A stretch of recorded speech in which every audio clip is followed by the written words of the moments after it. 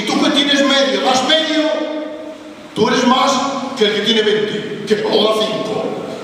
Porque el medio que tienes, tú lo das, quiere decir que das todo lo que tienes. Eso lo aplaude Dios del cielo. Aleluya.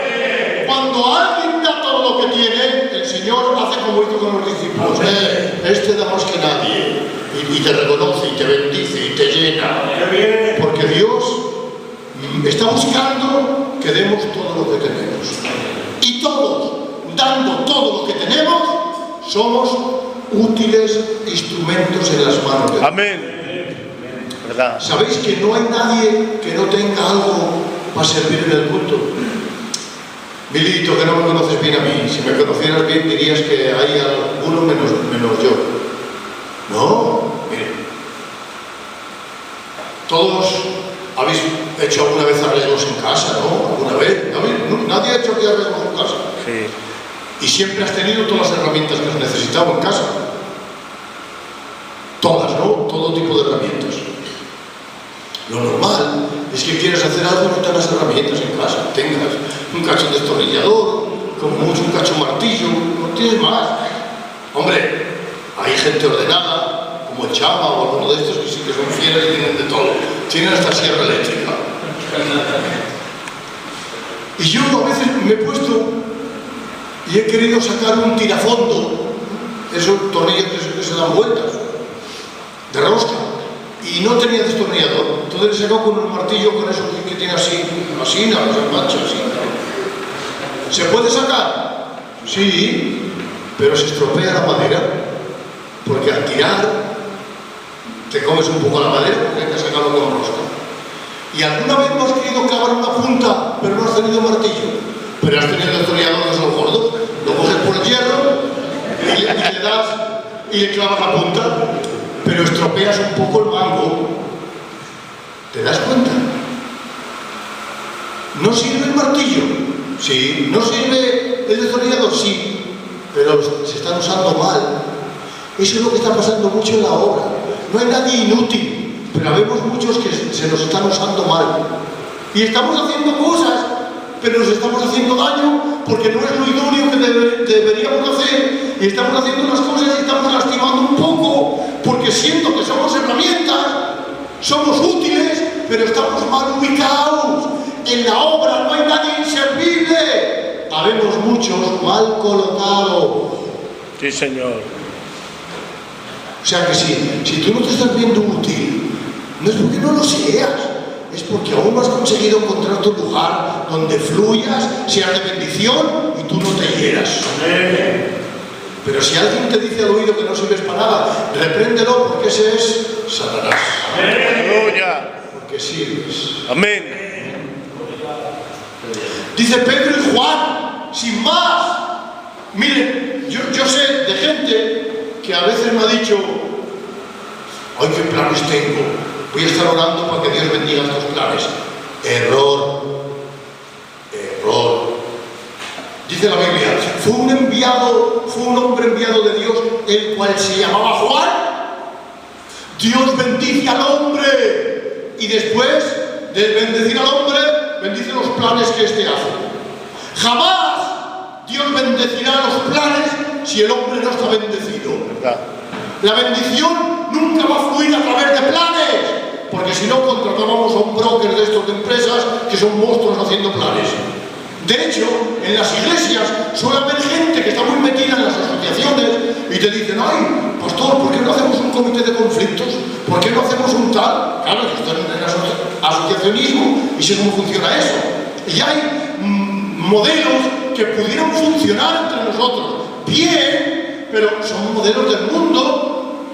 Si eso lo hace un hombre ungido, un hombre bendecido, Dios nos puede bendecir. Aleluya. Pero como nos quedemos con los planes sin tener la bendición de Sí, Dios, Señor. eso será un entretenimiento que no va a conseguir nada. Por eso hay que buscar la bendición de Dios para la persona. Por eso no dice la Biblia, Abraham, planifica y te bendeciré. No, te bendeciré y será bendición. ¿Te das cuenta? Amén. Tú busca en tu vida, en tu dedicación, en tu preparación, busca que Dios te bendiga y luego planifica que Dios va a bendecir esos planes. Amén. subían al templo. ¿Sabéis por qué subían al templo? No es difícil la pregunta, es muy sencilla. ¿Sabéis por qué subían? Porque estaban cuesta. Si estuviera cuesta abajo, dirían, bajarían. Es que el templo estaba edificado en el monte Moriah. No es un monte muy alto, pero en un monte. Para ir a la oración había que subir. Para entrar en los planes de Dios, para dedicarse a Dios, para hacer la obra de Dios. Hay gente que es como que se pone en la atalaya abajo, en la cuesta, y dice, a ver si puedo para arriba. ¿A que no? Posible. Está loco.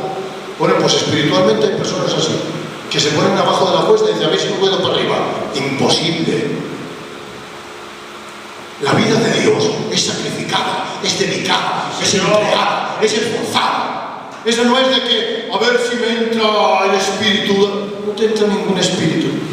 Te puede atacar algún espíritu, eso sí. No te va a entrar ningún espíritu. ¿Verdad?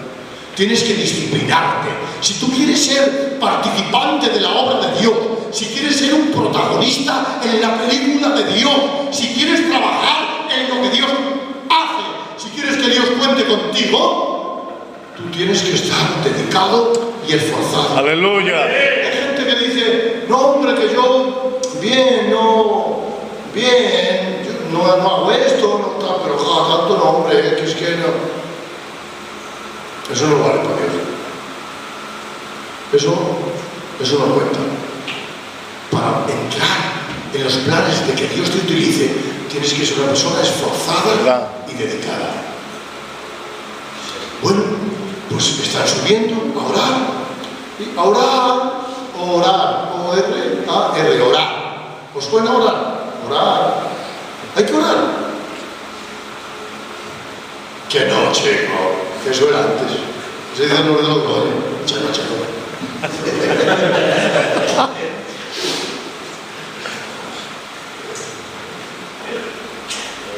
¿Habrá que orar, Manuel? Dice que sí. Está anticuado. ¿Qué estamos diciendo? Que él es el director y nosotros los actores. ¿Cómo se comunica Dios? ¿Por teléfono? ¿Te habla Dios por teléfono? ¿Cómo puedes recibir cómo hacer este plan? ¿Cómo hacer este diálogo? ¿Cómo? ¿Por la televisión? Hay que estar en sintonía con Dios. Fíjate, dice la Biblia que Dios le muestra, y me estoy enrollando un poco, Dios le muestra una visión a Moisés y le dice, haz un tabernáculo, hazlo de madera, forrado de oro, a las cortinas, las florinas, todo. Y cuando lo va a hacer, capítulo 26, 27 de Éxodo, sí, léelo a cada miaja, mira que lo hagas como la visión, a la miaja, mira que lo hagas como la visión, a la miaja, mira que lo hagas como la visión. ¿Y cómo voy a poder hacerlo como la visión si no miro para arriba? Sí, señor. Hay que mirar para arriba, para mirarlo como la visión. Hay que mirar para arriba y mirar para abajo, que caen judías. No se puede siempre mirando para abajo, no. Tengo que estar en contacto con Dios. Aleluya. ¿Y sabes cómo se mira para arriba? Primín, con las rodillas. Para abajo, así se mira para arriba. Buscando el rostro de Dios. La oración no es una cosa que esté de moda, ni es un tema que luzca, pero sin oración un cristiano vivirá una vida débil. ¿Verdad? Pedro y Juan eran oradores. De hecho, era la hora de la oración y no se van a echar la partida, se van a orar. Sí, señor. Claro, se van a orar y hay allí un cojo en la puerta.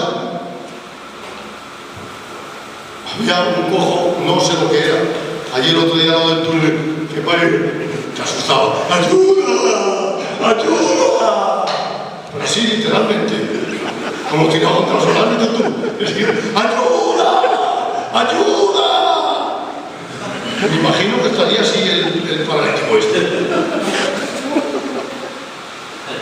Pasa Pedro y pasa Juan. Ya han pasado los otros, los que han llevado al cojo. Y los que han pasado al cojo estaban adentro. Señor, que abriste el mar rojo. Señor, que resucitaste al hijo de la viuda. Señor, que sanaste al leproso. Diría el cojo que está en la puerta, y no miente. Si me están, yo soy cojido, me dejan aquí en la puerta, y entran para adentro y dicen, ¿tú te das cuenta? ¿Qué chula? Se lo traen a la puerta y entran para adentro. Dios de los milagros. ¿Qué? Y entra Pedro y Juan, pues ven, míranos, bien vistos, esto me diñera un dineral ahora. No tenemos plata ni oro. Dice la historia que Inocencio II, el Papa, estaba en la oficina, que estaban contando las ofrendas, y entra el secretario. Y le dice el Papa al secretario, ya no podemos decir como Pedro y Juan, no tenemos plata ni oro. Dice el secretario, ya, pero no podemos decir cuánta leyenda. Muy bueno, sí señor. Tenían mucho dinero, pero habían perdido el poder. Sin embargo, estos no tenían un duro. Nada, ni para tabaco. Nada, ni una peseta.